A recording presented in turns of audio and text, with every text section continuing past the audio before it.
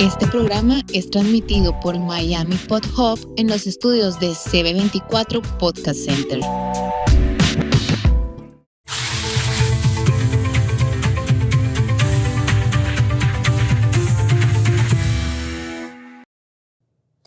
Hola, ¿qué tal? Bienvenidos. ¿Cómo están ustedes en otra edición de este podcast Sin Máscaras? Les tengo varias preguntas que hacerles. ¿Estaremos solos en el mundo? Los misterios del cielo que se dicen no fueran solo mitos ni teorías de conspiración, sino realidades que nos invitan a replantearnos todo lo que creemos saber. Nuestro invitado de hoy ha dedicado más de 4 décadas, sí, a investigar lo que para muchos sigue siendo un tabú, la existencia de vida extraterrestre y el contacto directo con otras civilizaciones. Su nombre está asociado a experiencias únicas, avistamientos comprobados y relatos que han puesto a pensar no solamente a científicos, sino a militares y, por supuesto, a curiosos en todo el mundo. Seguramente ustedes lo conocen. Se trata de Sixto Paz Wells, reconocido ufólogo peruano, autor de más de 20 libros, conferencista internacional y protagonista de encuentros cercanos que han cambiado la historia de la ufología en América Latina. Hoy queremos escucharlo de primera mano, qué es lo que ha visto, qué ha vivido, qué nos quiere decir. Prepárense, porque quizás después de esta entrevista ya no vuelvan a mirar las estrellas de la misma manera. Bienvenido, Sixto Paz Wells. Un placer para nosotros tenerlo, de verdad, sobre todo para mí en lo personal, poder conversar con usted, porque bueno, yo sí, sin máscaras, como se llama este podcast, yo sí creo abiertamente, a pesar de que no he tenido ningún contacto, al menos por ahora, con vida extraterrestre, no he tenido la oportunidad de ver absolutamente nada, pero sí creo, y escuchaba en varias entrevistas que le han hecho a usted, que sería una locura más bien pensar que estemos nosotros solos en este universo. ¿Qué es lo que usted ha vivido que nos pueda compartir? Bueno, mi padre investigaba el tema ovni como un hobby antes que yo naciera. Entonces nací en un ambiente favorable al tema. Mi padre nos enseñó a pensar, no a creer que esto fuera posible. Que un universo tan grande, lo raro no es de que pueda haber vida fuera de la Tierra, lo raro sería que no lo hubiese. En el año 74 se dieron una serie de sincronías, de circunstancias que precipitaron el que intentáramos, como jugando, tener una experiencia de contacto extraterrestre. Mi padre, como era asesor científico en materia de aeronáutica y astronomía de la Fuerza Aérea del Perú, y en sus ratos libres investigaba el tema ovni ya desde los años 50, en el año 74 sale una noticia en el diario más serio y conservador de Lima, el diario El Comercio, diciendo de que se había descubierto que el espacio no era un silencio sepulcral como se creía, sino que era mucho ruido, mucha bulla, que estos sonidos podían ser mensajes de otros planetas, de civilizaciones avanzadas que podrían estar intentando comunicarse con sus similares en el universo. Se hablaba del proyecto OSMA, la versión antigua del proyecto SETI. Estaban utilizando los radiotelescopios de Nuevo México para captar esas señales, suministrarlo a las computadoras, a los ordenadores, tratando de buscar señales inteligentes. Entonces mi padre organiza una conferencia en el seno de la Fuerza Aérea, invitó a un médico del Hospital y Policía de Lima, miembro de la Sociedad Teosófica, alto grado de la masonería, el doctor Víctor Ñáñez Aguirre, para que disertara sobre la posibilidad de comunicación con seres de otros mundos si es que existen. Entonces él planteaba, el médico, que de existir extraterrestres cuyo único mérito hubiese sido haber empezado antes que nosotros, podrían no solamente saber de nuestra existencia, sino que podrían estar llegando a la Tierra desde tiempos inmemoriales con sus naves espaciales y estar intentando la comunicación, no solamente física, sino psíquica y espiritual o astral, hasta en sueños. Entonces, quedé fascinado. Tenía 18 años recién cumplidos acompañando a mi padre a la conferencia y regreso a la casa, le conté a mi madre y a mi hermana de lo que se había hablado. Hacía un año antes que venía practicando Hatha Yoga y Mantra Yoga meditación. Entonces me ocurrió que de pronto, utilizando las técnicas de respiración, relajación, concentración y meditación, podríamos predisponernos, sensibilizarnos, dejar la mente en blanco y tornarnos receptivos para un supuesto mensaje extraterrestre. Realmente fue como un juego. No lo tomé muy en serio, pero valía la pena intentarlo. Entonces, aquella noche del 22 de enero del año 74, van a ser ya 52 años atrás, pues intentamos recibir un mensaje. Y estábamos meditando, dejando la mente en blanco, cuando de pronto en mi mente me vino la imagen de unos ojos marcadamente oblicuos que me miraban. Y la sensación extraña, una compulsión de abrir los ojos, agarrar el lápiz y el papel y escribir lo que comencé a escuchar que me estaban diciendo. Cuando terminé de escribir, leí lo que había escrito. El supuesto mensaje decía: sala de hogar buena para hacer la comunicación. Me llamo Oxal, soy de Morlen. Ustedes le llaman Ganímedes, una de las lunas de Júpiter. Podemos tener contacto con ustedes, pronto nos verán. Yo me reí pensando de que era el ambiente familiar, todo lo que había escuchado, todo lo que se movía en torno a mi padre, lo que había precipitado esto, que era juego de mi imaginación, no podía ser otra cosa. Pero mi madre y mi hermana me dijeron que habían sentido lo mismo, solo que no lo habían escrito. Al día siguiente repetimos el experimento con un grupo de amigos y pedimos una prueba. Entonces nos dijo que fuéramos al desierto, al sur de Lima, porque el 7 de febrero del año 74, a las 9 de la noche, veríamos aparecer la nave. Ya sería la confirmación de que el contacto era real. Fuimos desde un día antes para pasar también una noche antes en el desierto. No fuera a ser de que viéramos un meteorito, un satélite, un avión y pensáramos ahí está la nave prometida. Teníamos que estar completamente seguros. La ventaja de ser los hijos de un astrónomo, que mi padre ya nos había explicado todo lo que podía verse en el cielo, desde refracción de luz, inversión térmica, satélites, aviones, el movimiento real o aparente, o sea, en este caso de los cuerpos estelares, bueno, de todo. Llega el día de la cita, a la hora indicada, el ambiente relajado, nadie se lo tomaba muy en serio, cuando de pronto detrás de los cerros se iluminó la noche como si fuera día.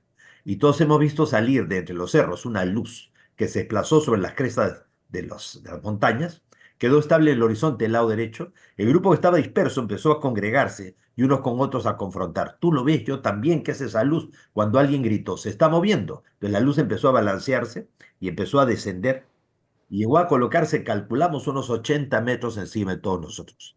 Daba la impresión que podías tocarlo con la mano. En ese momento algunos de mis compañeros ingenuamente, queriendo esconderse detrás mío, me decían: Sixto, dile que se vaya, tú eres el que se comunica con ellos. Y yo les dije: pero si yo no sé ni cómo funciona esto. Lo último que hubiera pensado es que fuera real y estaba encima de todos nosotros. Todos, no solo yo, todos captamos en ese momento, como si nos hablaran al oído, que nos decían que no bajaban, pero estábamos ¿Y preparados, qué que teníamos que sensaciones preparar. sintió en el cuerpo en ese momento?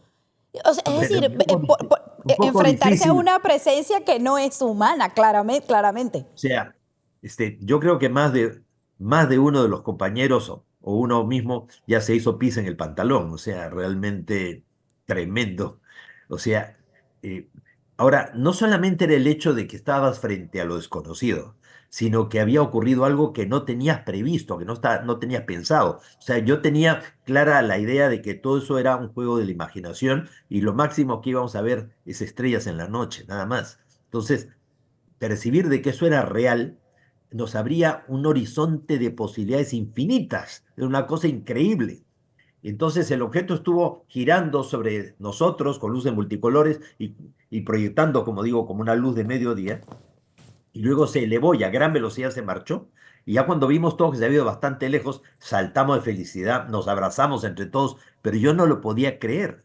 ¿Por qué nosotros, un grupo de muchachos intrascendentes de un país en vía de desarrollo, no tenía sentido alguno que tuviéramos una experiencia de este tipo? Entonces llegamos a pensar, pues, de que como del espacio todo se ve igual, ellos creían que habían bajado, pues, en un país del primer mundo y se habían quedado, pues, realmente en países que recién estamos despegando, ¿no?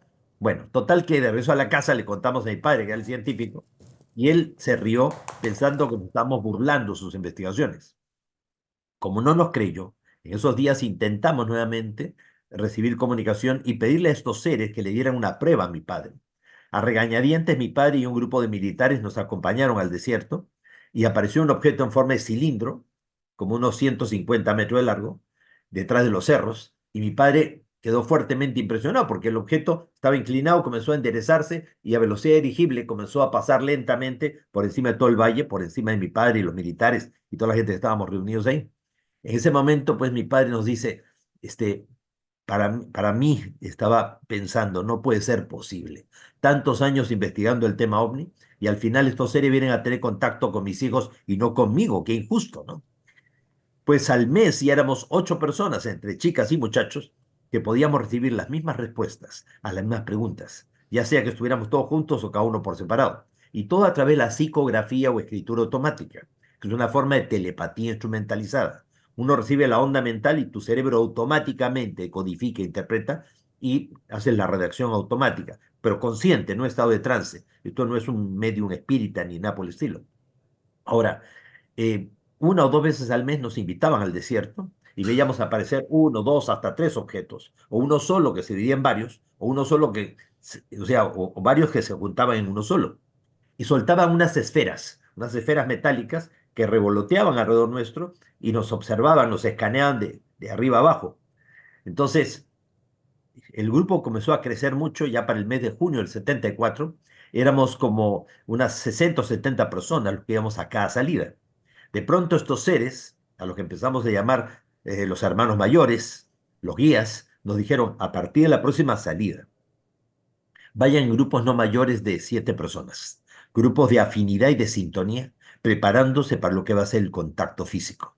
Al grupo como que no le gustó mucho que nos dividieran en grupos pequeños, pero donde manda capitán no manda marinero, por algo será. Nos fuimos en el auto que le prestó el papá a unos muchachos, los 7, todos uno encima de otro, llegamos al desierto, dejamos la movilidad del auto, empezamos a caminar a campo traviesa, realmente eran como unos 15, 20 minutos para llegar al lugar al que debíamos ir, que era una cantera de grava abandonada en el desierto, y le llamábamos la mina. Entonces empezamos a caminar, estaba oscureciendo ya, y le hago una pregunta a mi compañero al lado, no me contesta, me giré a buscarlo, no lo vi, le pasé la voz a los demás, y cuánta no sería mi sorpresa cuando me encuentro que estoy 2 kilómetros delante de todos, ya en la mina, en el lugar al que debíamos llegar. Entonces, como yo no podía explicarme este extraño caso de teletransportación, lo primero que pensé fue en darme la vuelta y rezarme corriendo por donde nosotros habitualmente veníamos y preguntarle a los demás qué había pasado, cómo es que había aparecido así. Entonces empiezo a correr y veo que trae una colina cercana. Había un resplandor de luz. Entonces pensé que eran los muchachos con sus linternas. Fui hacia allí, pasé del otro lado de la colina y a unos 100 metros de distancia, sobre el suelo, había una media luna dorada de unos 10 metros de diámetro que pulsaba, como que latía. Yo dije, ay, mi madre, ya bajaron los extraterrestres, estoy solito. Y como hasta ese momento todo era en el aire y en grupo, y yo estaba en el suelo, yo estaba solo, dije, ni hablar, yo no me puedo quedar aquí. Así que me di la vuelta y comencé a correr. Ya me olvidé cómo es que había aparecido en el sitio. El asunto era buscar el resto para que vieran eso. Entonces empiezo a correr y esa sensación como que corres y no avanzas y una desagradable sensación también de que me miraban, que tenía una mirada pegada a mi espalda. Así que me detuve, me giré y veo que del domo luminoso sale la silueta como de alguien, o sea, humanoide, cabeza, tronco, extremidades, alguien con el brazo levantado, y en mi mente, con toda claridad, capté que me decían, ve. Y yo dije, ni hablar. En ese momento sentí que el corazón se me salía por la garganta, se me doblaban las piernas, un miedo tremendo. Entonces, por segunda vez, capté mi mente como que me invitaban a acercarme, pero casi como una orden. Ven. Yo dije que no, que éramos 7 personas, que nos habían invitado a 7. Yo estaba que moría de miedo. Además, en las películas se les ve tan mal a estos seres que quién sabe cómo iba a reaccionar yo si veía algo extraño. Entonces, y ya por tercera vez, y me estaba haciendo rogar mucho, capté que me decían que me acercara, pero la sensación fue totalmente diferente, como que me brindaban su amistad, como que me decían, ven. Y yo dije, ni hablar, gracias, muchas gracias. Entonces este ser se dio la vuelta, se metió en la luz y yo dije, ahora sí, me voy a lamentar haber desaprovechado la experiencia. Así que me obligué a avanzar como pude y cuando ya estuve muy cerca del domo luminoso, algo me hizo levantar la vista al cielo y a unos 400, 500 metros de altura había un objeto en forma de disco con luces blancas en la panza. Dije, caramba, son dos naves, una que está ahí arriba y otra que tengo delante mío. Entonces metí mi mano en la luz y la atravesé. No era sólido. Me metí dentro de la luz. Sentí sensaciones, mareos, de náuseas, de pérdida de peso. Sentía que todo el cuerpo se me quemaba.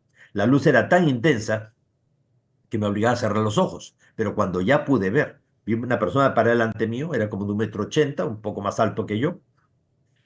Su rostro ligeramente más ancho que el nuestro, pómulos muy pronunciados, ojos marcadamente oblicuos. Parecía un coreano, un mongol oriental. Y tenía poco pelo, pero lacio, que caía detrás de los hombros y de color oscuro. Y tenía un traje como un jogging deportivo, un color claro, un cinturón y unas botas. O sea, hacía gestos con las manos, la comunicación fue mental. Sin embargo, yo le captaba con toda claridad que me decía, mira, yo soy Oxal, el mismo ser que se ha comunicado contigo desde el principio. Y esto que tú has atravesado es un Sendra, un portal dimensional, un umbral en el espacio-tiempo. Él me dijo que ellos, a través de su tecnología y su poder psíquico, son capaces de materializar a una persona, anulando su cohesión molecular, parte de su peso atómico, y proyectarlo a otro lugar. Según él, yo la acompañaría a Morlen, a Ganímedes, a 600 millones de kilómetros de distancia de la Tierra, a una de las lunas de Júpiter, y que el tiempo que yo viviría allí no correspondería al tiempo de acá. Yo calculo haber estado unos 4 o 5 días con ellos allá, pero cuando volví habían pasado solamente 15 minutos, el tiempo suficiente como para que el grupo llegara y me viera a mí salir de la luz. ¿Qué fue lo que yo vi allá? Pues hemos ido caminando a través de la luz y a los pocos pasos hemos salido a un lugar distinto a lo que era el desierto al sur de Lima. Al fondo, un valle entre montañas, se podían ver grandes cúpulas, a manera de grandes domos o iglus, y ocupando unas 15, 18 veces el horizonte en relación a lo que nosotros veríamos al Sol, el planeta Júpiter. No lo podía creer. Ahora, podía respirar, porque según Oxal, ellos han creado un microclima y una microatmósfera solo sobre sus ciudades, que se extienden mayormente en el subsuelo de las lunas. Y un detalle interesante, que justamente conmovió a la comunidad científica. Ellos o sea, Oxal me dijo que debajo del hielo a superficie de Ganímedes habían océanos tan grandes como lo de la Tierra. En el año 74, según la ciencia, el único lugar con agua en este sistema solar y probablemente en el universo era la Tierra. Hubo que esperar hasta el año 2006 que se envió la sonda Cassini, que llegó a las lunas de Saturno y descubrió que una pequeña luna de solo 500 kilómetros de diámetro, la luna Encelado, tenía geysers que lanzaban agua vaporizada a 40 kilómetros de altitud, demostrando que había una gran cantidad de agua en esa pequeña luna y gran cantidad de actividad geotérmica volcánica. Pero recién en el 2006, entonces decir en el año 74 y publicarlo, de que en Ganímedes habían océanos tan grandes como la Tierra, debajo del hielo de la superficie, era una locura, una reverenda tontería, propio de gente delirante. En el año 2015, el telescopio espacial Hubble detectó, en el 2015, océanos tan grandes como la Tierra, debajo del hielo de la superficie de Ganímedes. Inmediatamente todas las agencias noticiosas me llamaron: don Sisto, usted lo ha venido diciendo todos los años. Bueno, el tiempo no pasa por gusto, al final quedó demostrado, ¿no? Precisamente hay mucha gente, detractores míos, que en las redes sociales dicen que soy una persona falsa, mentirosa y todo, porque siempre repito lo mismo. Pues precisamente no puedo cambiar el relato después de 52 años. Y el tiempo no pasa por gusto. Todo lo que se dijo se está corroborando y verificando. Pues recorriendo Ganímedes, pude ver grandes invernaderos donde ellos reproducían sus alimentos. Tenían cultivos hidropónicos y aeropónicos, o sea, algunos suspendidos en el aire, impresionante. Y también así unas rejillas de metal y un líquido donde estaban todos los nutrientes que necesitaban sus plantitas. En el año 74, ¿quién hablaba de todo eso? Después también me llevaron a un estadio de deportes, pero no los vi a ellos practicando deporte de competencia, sino una suerte de tai chi, chikung o gimnasia rítmica colectiva. Cuando años después tuve la oportunidad de ser invitado a ir a China, pues me encontré que los sábados y domingos la gente pues hacía tai chi, chikung en la calle. Era lo mismo que veía que hacían estos seres allá. Eh, Oxalia en una especie de pantalla como de gas. Hoy día llamaríamos una pantalla holográfica, pero en aquel entonces no habían esos términos técnicos. En esta especie como de pantalla de gas de colores suspendida en el aire, me mostró una serie de imágenes de lo que según ellos sería el futuro de la Tierra. Pero me advirtió algo muy puntual. Él me dijo: las profecías no han sido dadas para que se cumplan, sino para que no se cumplan. Siempre es advertir para corregir. Que si el futuro fuera inexorable, ¿dónde estaría lo más sagrado que el ser humano ha recibido de la divinidad? Que es el libre albedrío. Así que siempre es advertir para corregir. Las profecías positivas hay que colaborar para que se den.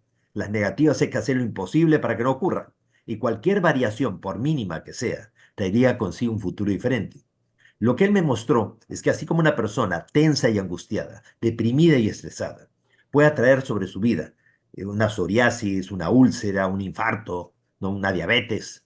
Así también cientos o miles de millones de personas tensas, angustiadas, deprimidas y estresadas. Y estamos creando un estado mental colectivo tan negativo que estamos atrayendo sobre el planeta la posibilidad de una catástrofe cósmica, que un asteroide o un meteorito choque contra nosotros y nos impacte como ya ocurrió en el pasado. Pero no tiene por qué ocurrir. Entonces, cuando yo volví a través del Sendra, Pues para mí, después de 4 o 5 días, habían pasado solamente 15 minutos, el grupo llegó, me vio salir de la luz y me preguntaron, Sixto, ¿dónde estaba? ¿Qué es esa luz? Preferí no contarle los detalles porque ni yo mismo me creía lo que había vivido. Esta experiencia Los Endra salió publicado a fines del año 74 en el primer libro del periodista Juan José Benítez, periodista de la agencia EFE de España, hoy realmente conocido como un gran divulgador del tema OVNI a nivel mundial. Este periodista, cuando solamente un corresponsal más de prensa fue enviado al Perú a cubrir la insólita noticia a un grupo de jóvenes adolescentes que afirmábamos tener contacto extraterrestre. Él nos acompañó al desierto, él vio aparecer los ovnis y se impresionó tanto por lo que vio que regresó a España, testificó a través de Televisión Española y publicó su primer libro, OVNIS SOS a la Humanidad. Allí un capítulo completo ya lo tiene reservado para los Centra, para los portales dimensionales, con toda la descripción de lo que conté. Pues 3 años después, el 25 de abril del año 77, un cabo del ejército chileno, el cabo Armando Valdés, del regimiento Huamachuco, junto a un grupo de soldados, estaban patrullando la zona de Putre, en Arica, frontera norte de Chile con el Perú, donde hay mucho contrabando en el desierto. Vieron una luz que encendió una colina. El cabo Valdés le dice a los soldados, cúbrame, voy a ver de qué se trata. Y muy valiente él fue y penetró en el interior de la luz. Y cuando salió de la luz 15 minutos después, tenía la barba crecida varios días y el reloj en el fechador adelantado en 5 días, pero conscientemente no recordaba dónde había estado. Los siguientes 2 años en la vida del cabo Valdés fueron muy duros, ya que permaneció en situación de arresto militar, al parecer por haber sido otro planeta sin pedir permiso a los superiores. Yo lo escucho hablar y describir absolutamente todo y yo me los imagino a ellos como unos seres espirituales muy, pero muy elevados. Entonces ahí va mi pregunta. Para poder tener ese contacto con ellos, porque entiendo que ellos escogen tener el contacto con nosotros, no es a la inversa. Tiene que tener uno un nivel de preparación espiritual, es decir, usted en su momento practicaba la meditación, hacía algo de manera espiritual que lo llevó a tener este tipo de acercamiento con estos seres. O sea, ¿cómo hace Así. uno para que lo escojan? O sea, desde los 17 años ya venía practicando, pues Hatha Yoga y Mantra Yoga Meditación, me había hecho vegetariano, pero cualquier persona puede tener una experiencia de contacto, porque depende más de ellos que nosotros. Ellos seleccionan a la gente con la que desean contactarse, pero no porque tal o cual persona sea mejor que el resto, sino porque ellos saben que a través de ciertas personas pueden llegar a un colectivo mucho más amplio. ¿De qué les serviría tener contacto con alguien que vive la experiencia y por el tema al ridículo, al desprestigio, pues se bloquea? O sea, la mente humana tiene mecanismos de bloqueo que hacen que uno olvide experiencias traumáticas. Entonces, hay gente que ha tenido el contacto, pero no lo recuerda conscientemente. Y en algún momento de su vida ocurrirá alguna situación que funcione como un detonador, que traiga al consciente la experiencia del contacto. Ahora, los extraterrestres son seres muy evolucionados, ciertamente que sí, pero ellos son mentalmente espirituales, pero no son espiritualmente espirituales. O sea, ellos reconocen que su proceso de evolución para poder trascender las guerras, los conflictos, el egoísmo y tantas cosas, tuvieron que dejar aparcado de lado las emociones, los sentimientos, las pasiones, considerando que eso era como muy primitivo, muy básico, y son muy mentales. Con el tiempo se han dado cuenta que están estancados evolutivamente y que requieren reconectarse con la parte de las emociones, los sentimientos, las pasiones, para poder seguir creciendo espiritualmente. Y por eso para ellos nosotros somos un experimento sociológico, antropológico, metafísico. Por eso se ven tantos ovnis sobre la Tierra, por eso se ven tantas esferas que se conocen como caneplas o Foo Fighters, que son como drones extraterrestres, que están observando todo lo que está ocurriendo aquí en la Tierra. Es como si nosotros fuéramos un reality show, como un gran hermano, como la película de Jim Carrey, The Truman Show, en donde ellos están pendientes de nosotros para ver cómo pueden aplicar mucho de todo eso, del lado positivo me refiero, pues en su realidad. Es como especie de unos guardianes, así lo voy entendiendo por lo que me va describiendo. Guardianes, vigilantes, pero también son instructores, también son genetistas y en todo caso también son etnólogos, antropólogos, sociólogos. Claro, es una raza sumamente avanzada, mucho más avanzada que nosotros. ¿Por qué se ha tardado tanto? Imagínese el primer contacto que usted tuvo con ellos hace 50 años. ¿Por qué a este momento en lo que hemos adelantado ya incluso gobiernos no lo aceptan abiertamente, pero sí hemos visto objetos que realmente son piloteados por gente que no es humana? ¿Por qué no se ha llevado a cabo todavía hasta este momento ese contacto donde ellos realmente se muestren abiertamente ante la humanidad? Bueno, sí, sí se han dado esos encuentros, esos contactos, pero no han sido publicitados. Claro, pero que Recordemos que sea algo los medios de más comunicación, abierto, como que manejado. los medios de comunicación están controlados por grupos de poder que les interesa que la humanidad piense este, o oriente su pensamiento en tal o cual dirección. Durante décadas se dijo de que existía el Área 51 en Groom Lake, Nevada. El gobierno norteamericano siempre negó la existencia de esa base militar ultra secreta. Y ridiculizaban a las personas que hablamos del Área 51 hasta que en el año 2013 la propia CIA reconoció que el Área 51 siempre existió. Así que también durante más de 70 años se ha venido negando la existencia de los ovnis, de que el gobierno norteamericano ya no investigaba eso porque realmente no había nada importante para investigarlo. Y sin embargo, en el 2023 se hizo una audiencia pública ante la Subcomisión de Inteligencia del Senado de los Estados Unidos y se convocó a todos los altos mandos directivos de la NASA, se les sentó ahí en el banquillo y bajo juramento se les preguntó, ¿ustedes investigan o no investigan el fenómeno ovni? Tenían que haber contestado, no lo investigamos porque no hay nada importante, trascendental, no hay nada serio ya al respecto. Sin embargo, ¿qué fue lo que dijeron? Que sí lo investigaban, solamente que no tenían parámetros para entender lo que estaban viendo, no sabían lo que estaban viendo. Y en ese momento apareció Sean Kirkpatrick, que es un científico, el enlace entre el Pentágono y la NASA, declarando que la NASA sí sabe lo que está viendo, que son gigantescos objetos en forma de cilindro que están orbitando alrededor de la Tierra, de más de 100 kilómetros de largo, que han sido fotografiados, videograbados por la Estación Espacial Internacional, la ISS, que está circunvolando el planeta Tierra a 400 kilómetros de altitud. Las fotos y los videos están colgados en la página web de la NASA y que esos objetos a su vez están soltando naves de corto alcance y esas están soltando también otros objetos más pequeños que son como drones en forma de esferas metálicas. O sea, eso lo dijo Sean Kirkpatrick al fines del mes de mayo del año 2023 y la conclusión final de la audiencia pública fue de que los ovnis sí existen, que no son de la Tierra, que no vienen con malas intenciones y que son una tecnología que mucho supera lo que el ser humano ha desarrollado. Pero ¿cuánto de eso ha sido titular de los telediarios? ¿Cuánto de eso ha salido en primera plana de los periódicos? ¿Por qué no sale? Si es un reconocimiento del legislativo norteamericano. Como digo, el legislativo ya aceptó, pero el ejecutivo no. ¿Por qué? Porque ¿quiénes han puesto a los presidentes, a quiénes ponen a los presidentes en los Estados Unidos? ¿Quiénes son los que financian de alguna manera las campañas electorales? ¿No son las grandes corporaciones que fabrican armas? Si se demuestra que estos seres existen y no vienen con malas intenciones, por lo menos la mayoría, ¿ya? Esto obligaría a que todos los países del mundo nos uniéramos como una sola gran nación, con un solo gran gobierno mundial que podrían ser las Naciones Unidas. Ahora, si desaparecen las fronteras, no solamente desaparecen los ejércitos y se acaba el negociado de la venta de armas, también desaparecería la deuda externa, porque no habría quien debiera qué a quién. ¿Y qué pasaría con el Club de París, con el Fondo Monetario Internacional, con el Banco Mundial? ¿Usted cree que van a eh, dejar de perder el control así tan fácilmente del mundo?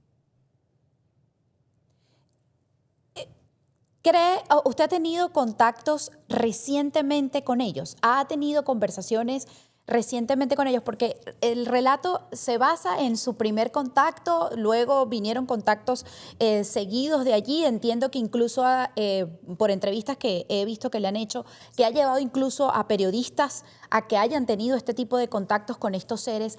En la actualidad, ¿usted conversa con ellos? ¿Qué le Sí. dicen Bueno, ahorita? Por ejemplo, ¿cómo está el mundo? Porque no es el 11 mismo veces mundo del sí, 11 74. veces hemos invitado a la prensa a encuentros programados con anticipación. Hay un adagio popular que dice cría fama y échate a la cama. Bastaría haberse invitado una sola vez a la prensa y no arriesgarse a que la próxima no aparezca, porque para hacer el ridículo nadie está. Le iba a preguntar cuánto dura su programa para que le cuente 52 años de experiencias de contacto. No bastan con esta hora que Las tenemos. las últimas experiencias de contacto las hemos tenido hace muy poco tiempo, con imágenes en video y todo. De avistamientos hemos tenido en Colchagua, en el sur de Chile, también en la isla de Rapa Nui, en la isla de Pascua, este mismo año, hace pocos meses nomás, los hemos tenido ahí. Los contactos y mensajes y información. Y toda esa información y esos videos los cuelgo en mi página web, que es www.sixtopaswell.com, libre acceso. La gente no tiene que pagar para entrar a esa página web, ya ni a mi canal de YouTube, que también es de libre acceso. Ya, y ahí pueden ustedes encontrar los videos, hasta las comunicaciones, los mensajes, toda la información que ellos nos dan. Ahí están. Señor Sixto, no le puedo quitar mucho tiempo, lo sé, pero volver a insistir en ese contacto en el que sea completamente abierto, porque por ejemplo, yo no he tenido la oportunidad, me voy a referir a mí nada más, de poderlos ver cara a cara. ¿Cree que eso se pueda dar en poco tiempo? Naturalmente que sí. El grupo nuestro de Phoenix, Arizona, liderado por Federico Erickson, un gran amigo y un gran contactado también, hace poco, pues se recibió comunicación de que iba a haber un encuentro con la prensa allí en Sedona. Y me dijo, Sixto, ¿tú crees que debemos anunciarlo a la prensa y todo? Y digo, ¿tú has recibido ya corroboraciones de esto que has recibido? Sí. Entonces, mira, yo sé la calidad de persona que eres y te apoyo, así que hazlo.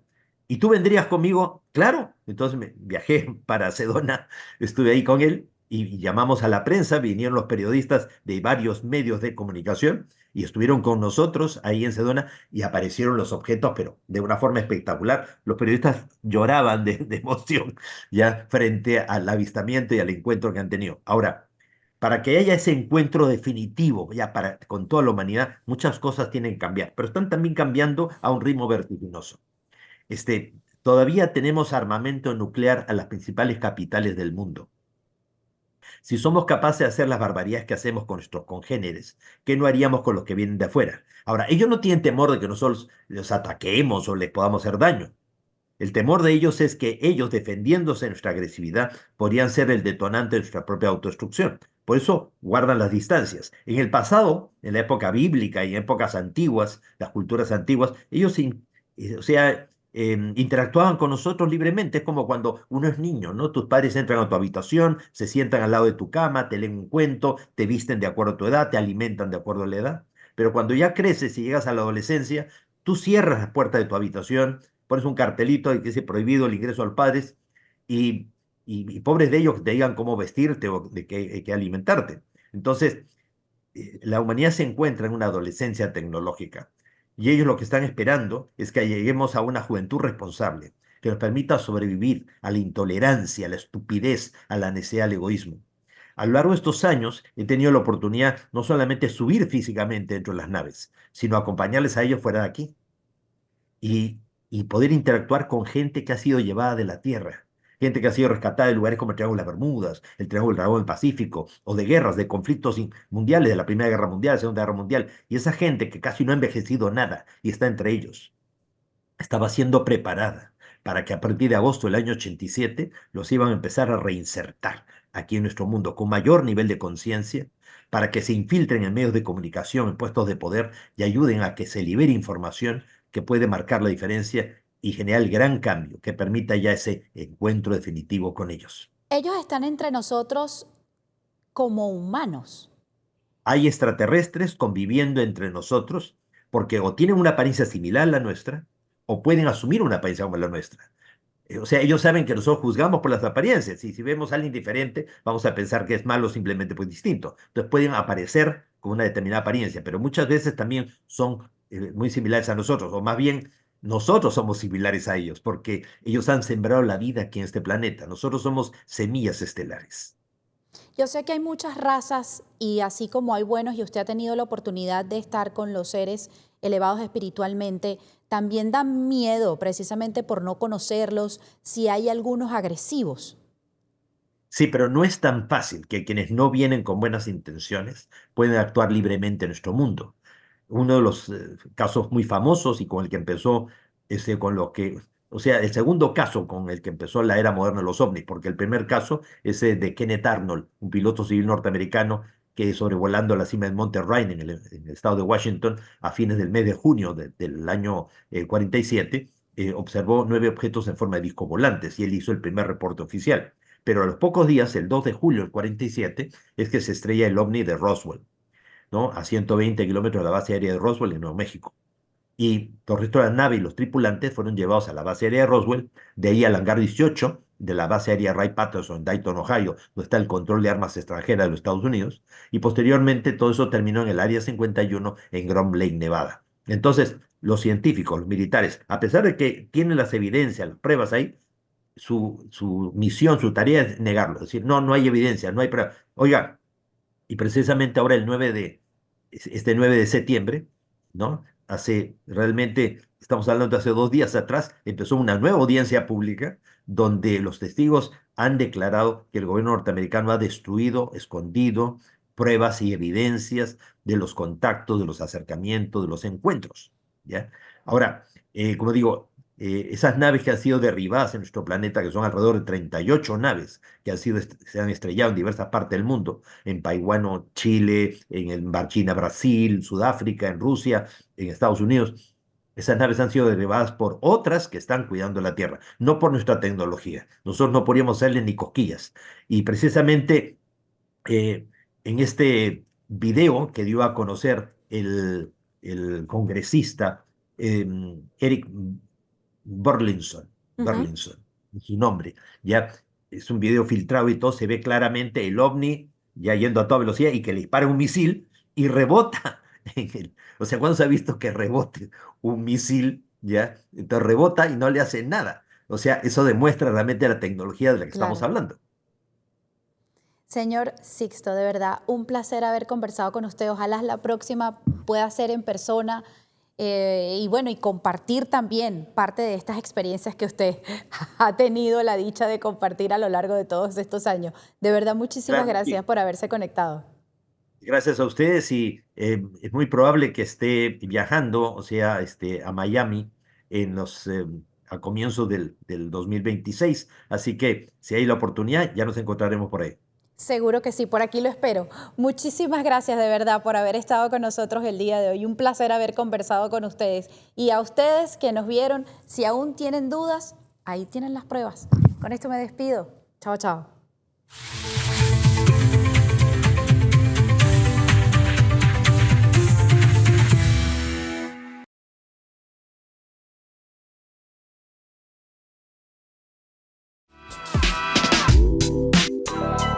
Este programa es transmitido por Miami Pod Hub en los estudios de CB24 Podcast Center.